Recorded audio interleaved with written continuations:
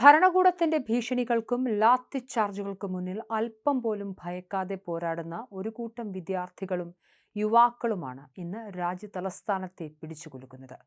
രാജ്യത്തിന്റെ ഭാവി നിർണ്ണയിക്കുന്ന വിദ്യാർത്ഥികളുടെ പ്രതീക്ഷകൾക്ക് മേൽ അനീതിയുടെ കരിനിഴൽ വീണപ്പോൾ പ്രക്ഷോഭപാതയിലേക്ക് ഇറങ്ങിയ കോക്രോച്ച് ജനതാ പാർട്ടി അഥവാ ജെൻസി തലമുറയുടെ സമരം ഇന്ദ്രപ്രസ്ഥത്തെയാകെ ഉലച്ചു മറച്ചിരിക്കുകയാണ്. ചോദ്യപേപ്പർ ചോർച്ചയ്ക്കും വിദ്യാഭ്യാസ മേഖലയിലെ അഴിമതിക്കുമെതിരെ യുവാക്കൾ ഉയർത്തിയ പ്രതിഷേധവും അതിനെ കേന്ദ്ര സർക്കാർ അടിച്ചമർത്താൻ ശ്രമിച്ച രീതിയും ഇന്ത്യൻ രാഷ്ട്രീയത്തിൽ വൻ കൊടുങ്കാറ്റാണ് സൃഷ്ടിച്ചിരിക്കുന്നത്. ഇതുവരെ കൃത്യമായ നിലപാടില്ലാതെ മടിച്ചുനിന്ന പ്രതിപക്ഷ പാർട്ടികളെ മുഴുവൻ രാഷ്ട്രീയ ഉത്തരവാദിത്വത്തോടെ തെരുവിലിറക്കാൻ മാത്രം ശക്തമായിരുന്നു ഈ യുവജന മുന്നേറ്റം.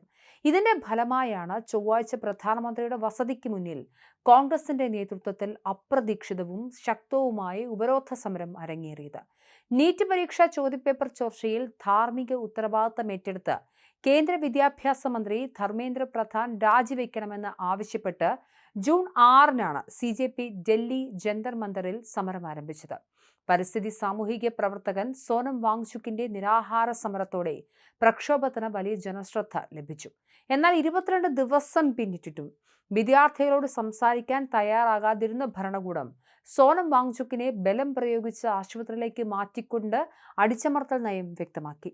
തുടർന്ന് തിങ്കളാഴ്ച CJPയുടെ നേതൃത്വത്തിൽ നടന്ന പാർലമെന്റ് മാർച്ച് ഡൽഹിയെ യുദ്ധക്കളമാക്കി മാറ്റി. ആയിരക്കണക്കിന് യുവാക്കൾ ഇരച്ചെത്തിയതോടെ 2001 ഭീകരാക്രമണത്തിന് ശേഷം ആദ്യമായി പാർലമെന്റിന്റെ മുഴുവൻ കവാടങ്ങളും മണിക്കൂറുകളോളം അടച്ചിടാൻ ഭരണകൂടം നിർബന്ധിതരായി. റെയിൽ ഭവന് സമീപം പോലീസും ദ്രുതകർമ്മസേനയും ഇരച്ചെത്തി വിദ്യാർത്ഥികൾക്ക് നേരെ കണ്ണീർവാതകവും കടുത്ത ലാത്തിച്ചാർജും അഴിച്ചുവിട്ടു. ജന്തർ മന്ദറിലും പാർലമെന്റ് പരിസരത്തും ഇന്റർനെറ്റ് സേവനങ്ങൾ പൂർണ്ണമായും വിച്ഛേദിച്ചാണ് സർക്കാർ ഈ ക്രൂരതകൾക്ക് മറയിടാൻ ശ്രമിച്ചത്. ദേശീയ പതാകയേന്തി എത്തി 20ഓളം ഉദ്യോഗസ്ഥർ വളഞ്ഞിട്ട് തല്ലിച്ചതയ്ക്കുമ്പോഴും തന്നെ അടിക്കാൻ ആക്രോശിച്ച നാഗ്പൂർ സ്വദേശിയായ ഭരത് എന്ന യുവാവിന്റെ ദൃശ്യങ്ങൾ രാജ്യമനസാക്ഷിയെ ഉലച്ചു.